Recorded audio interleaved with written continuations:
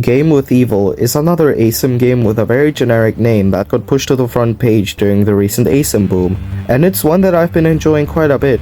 It's, of course, very inspired by Die of Death and Forsaken. The ability system works similarly to Die of Death, where you get 2 abilities, but instead of choosing 2 random abilities at the start of each round, you get to buy abilities in the shop and make your own build, which you'll use in rounds. I love this system, but I have a few gripes with certain abilities. Sword is mostly fine, plain and simple stun. Some abilities have variants that you can pick right before a round. Why you can't also just equip the variants in the lobby like you do with the abilities is beyond me. Sword has 3 variants. Ice Dagger has an unreactable wind-up, but it only slows and applies helpless. Useless. Illumina lunges you forward, but it doesn't stun for very long, and if you miss, it's unpunishable because the lunge is really far and gives you distance from the killer. When defending yourself, you get more value out of this ability by aiming the slash away from the killer than you do from landing the ability. Darkheart has a really long wind-up that's easily dodgeable, which makes it useless for self-defense. It's good for supporting others though, because even though it's dodgeable, the killer will have to spend more time dodging it or pathing around it due to it having a slower wind-up. This is really ironic since this ability was meant to be for self-sustainability since landing it heals you. When I first joined the game, Sandman was stupidly overpowered. It was ranged, had ginormous hitboxes, and a very quick wind-up that made it really free to land, stunned for a very long time, and was overall just a better version of Sword that was way too good at both supporting others and self-defense. It was completely brain dead. I'm so glad when I returned to this game, the ability had been nerfed. The hitbox for Sandman is now way smaller and you can't abuse the gigantic ball hitboxes anymore. I think the stun is balanced now. Good job, Game with Evil team. Rifle's a ranged hit scan stun that can go through walls. It stuns for slightly less than Sandman, and the ability gives the user a max stamina penalty of 10. It's pretty well balanced, especially with the stamina nerf. I personally main basket and cake. Yes, I'm 1 in a million.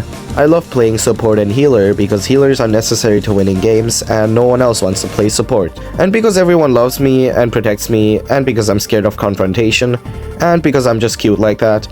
These healing abilities all slowly heal over time and get cancelled if hit by the killer. This is good since mid-chase heals can be a problem. Healing abilities also get pretty heavy stacking nerfs. Your heals already take a pretty big toll if there are even 2 people with cake or basket in the round. This sounds fair until you realize that none of the stun abilities get any stacking penalties whatsoever. You could have a full lobby of only stunners and there will be no reduced stun time, no increased stun immunity, no nothing. What the hell are we doing? Now, yes, healers are more dangerous than stunners. They got that right. But that doesn't mean the stuns in this game shouldn't receive any stacking nerfs at all. The stuns are pretty well balanced after the recent update, but still atrocious to go up against when stacked. Healing abilities need stacking nerfs, but that doesn't mean they're the only abilities that need stacking nerfs. Right now, this just feels like a spit in the face to the very few people who actually do want to play healer, like me. And on top of that, there's a rank system at the end of every round where you will be judged on your performance. This rank system sucks and I don't like it. With my full healer build, I've mostly only ever gotten C ranks, A at maximum, because the game only rewards you with a good rank if you use stun abilities. So another spit in the face to the few people who actually want to play healer. Trowel used to be disgustingly overpowered, taking 4 hits to break. They nerfed it to naturally drain HP over time and take fewer hits to break, but I'm gonna be honest, it's still the best ability in the game. It still only has a 1-second wind-up and a really short window for the killer to break it while it's being constructed. It doesn't play a long animation like Live of Life's wall or Forsaken's Builderman's sentry. When a survivor passes through a wall, it opens for a bit, but it doesn't open for long enough for a killer to get through during that opening. It's just a free chase extender. Skateboard is a brain-dead support ability. With no wind-up whatsoever, you can pick up the killer and drag them across the map, completely shutting down any chase they were in, and effectively stunning them for 10 seconds plus all the distance they lost. The downside is that the skateboard user is slowed, low stamina, and vulnerable and right next to the killer after bringing the killer away, so they can be easy pickings afterwards. The ability is kinda mid for bringing all the survivors away though, since that ragdolls them. Something I like about this game is the map design. The maps are made in a way that encourages running across the map and two teammates, more than just looping in one spot. This is because most loops are small, have well-placed killer doors, and because all killers have sufficient anti-loop tools. I wanna talk about the killer doors. Most games tend to place killer doors in the middle of loops, where you can reach the survivor faster if you're far away, and on the complete opposite side of the loop. But if the survivor keeps you close while looping you can't use the killer door to cut them off, and it's completely useless. Now, this is how Game with Evil handles killer doors, and how I think killer doors should be handled. They place killer doors at the very edge of a loop, so you can always instantly cut the survivor off. This is so much better and discourages looping. You can still use these structures to gain leverage as a survivor, but looping around one of these the whole round won't do you any good, unlike in other games where looping is a much bigger issue. There are map objectives, and that kinda sucks since they discourage teamwork. But unlike Forsaken, there's actual variety to them, rather than all of them just being generators. And they don't give a million malice to those who do them. They still give decent amounts of money though. Now, let's get to the killers. Or, well, evilers, as the game calls them. Shale is a rushdown that I think is really well designed. He has a projectile he can throw that slows down survivors so he can catch up easily. He can jump up into the air and slam down with his hammer to deal 22 damage and ragdoll anyone he hit in a really big hitbox. It's really easy to land when close to a survivor since you can recast the ability to slam down early. This ability is also pretty good for closing gaps or using its vertical mobility to go over walls or to get onto elevated platforms. Fallen is a zoner that places blood orbs that slowly move towards nearby survivors, make them slowly take damage if they are in range, and apply exhaust when in range, so they stop survivors from recovering stamina while dealing chip damage. They decay pretty quickly though, and Fallen can also manually blow these up to ragdoll any survivors near blood orbs. You can use these blood orbs to put pressure on survivors and force them into bad spots and bad stamina situations. Pretty good killer. Template, along with having a banger chase theme and being kinda hot, can switch between 4 different modes that give them different tools. Depending on what mode they have, their 2 abilities, Vertical Collapse and Toolbox, work differently. Except, not really. Vertical Collapse with Flame applies burn to the survivor and gives you strength, letting you deal more damage. Sparkle applies weakness to the survivor, which is also just dealing more damage. And Particle gives you adrenaline, which is also just dealing more damage in the long run. None of these affect how the initial grab of the Vertical Collapse works, and none of these really change anything. One variant gives the survivor weakness and the other gives the killer strength. How are those any different in a one-on-one situation? Toolbox has you throwing stuff like a fast crate in default mode, a fireball that's much slower than the crate but explodes upon contact in flame mode, a fast projectile that goes through walls but has a thin hitbox and gives the template adrenaline upon landing it in particle mode, and a subspace trip mine you can place down to trap an area in sparkle mode. Sparkle mode is the only one that actually does something different here. Template is called a stance switcher, but really, they're just a rushdown. Also, you can play hide and seek with this guy because they have no detection abilities. Their whole kit was just a missed opportunity. You could have had them be able to switch to different playstyles, like a ranged mode, a trapping mode, a single target rushdown mode, stuff like that. Corvex is a rushdown with a fire fuel meter that they use to make their abilities effective or to be able to use them at all.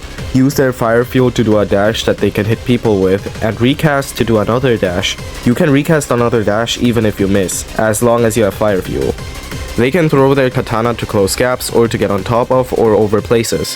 Throwing it will cause an explosion that damages anyone in it. It has a really long windup though. Lastly, they can stop and recharge their fire fuel. Most of their abilities deal very low damage, and they have to stop to recharge a lot, but they are agile with their fire flick and high run speed. Zyra is a pretty standard rushdown.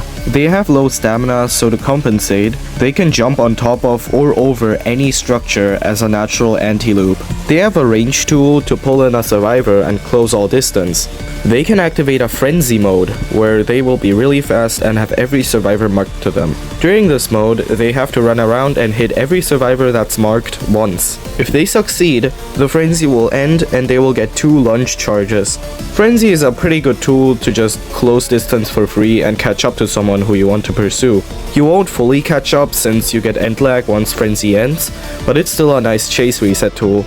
Lunge itself lets you fly up, and if you hit a survivor while coming back down, Zyra will start wailing on them and the survivor will have to mash a button to get out. You can land a weak, medium, and a strong lunge depending on how much time you spend in the air. You can just land lunge for free by immediately aiming at the survivor, but that'll only be a weak lunge. If you go up high and jump down onto the survivor, they'll take longer to break out. This killer is labeled as a hit and run playstyle, but that's only tied to the frenzy mode and nothing else about Zyra is hit and run. Overall, they're just a rushdown. I'm not gonna sugarcoat it, all the game modes suck. They are putting whatever the hell they want in here. A battle royale? A cooler battle royale? Oh wait, no, they removed that one, thank god. Hot potato? These just feel like wastes of time with no ASIM aspects to them whatsoever. The one bounce is just ridiculously survivor-sided. The survivor gets a ginormous amount of HP, an M1 that stuns on a 1 millisecond cooldown, along with 2 other ridiculously overpowered crowd control stuns. The killers just have no chance whatsoever. There's nothing wrong with a one bounce being survivor-sided, but I draw the line at the killers just all becoming punching bags for the sole survivor. The double trouble is fine.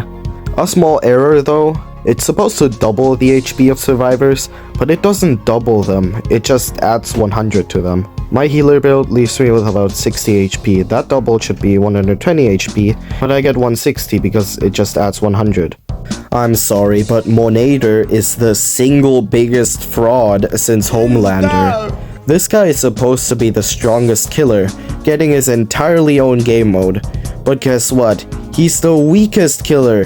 Shale solos this guy, Template solos this guy, every other killer in the game solos this guy. You can't see anything as Monader. There's a dark fog everywhere blocking your vision. You get heavily punished with a ton of end lag whenever you miss any of your abilities, especially your M1. Landing hits launches the survivor away from you and gives them distance for free, making it easy to lose track of them because, oh yeah, you're blind. On top of that, all his abilities deal underwhelmingly low damage. He's also insanely vulnerable to stuns because not only are you huge, but once again, you're severely visually impaired so you can't see them coming. Especially not ranged ones, which are already disgustingly overpowered in a normal setting. He has a detection ability which makes little lines appear on the ground leading to the survivors, but this is also just doo-doo and wastes a ton of time. In conclusion, this guy's just a huge fraud. He's only good for aura farming. When a survivor is under half their HP, they get the adrenaline effect when near a killer, which reduces their stamina drain by a little. Sure, but I don't think health is a very good way of balancing stuff like this, simply because in every other ASIM game, catching up to a survivor on low HP is just as hard as catching up to a survivor on high HP, so I'm not sure if giving a survivor more stamina just for being low HP is a good idea. That concludes my list of issues with Game with Evil. I'm very glad I actually managed to make this video a good length, because both my other videos about Die of Death and Live of Life ended up being way longer than I wanted them to, being about 50 minutes.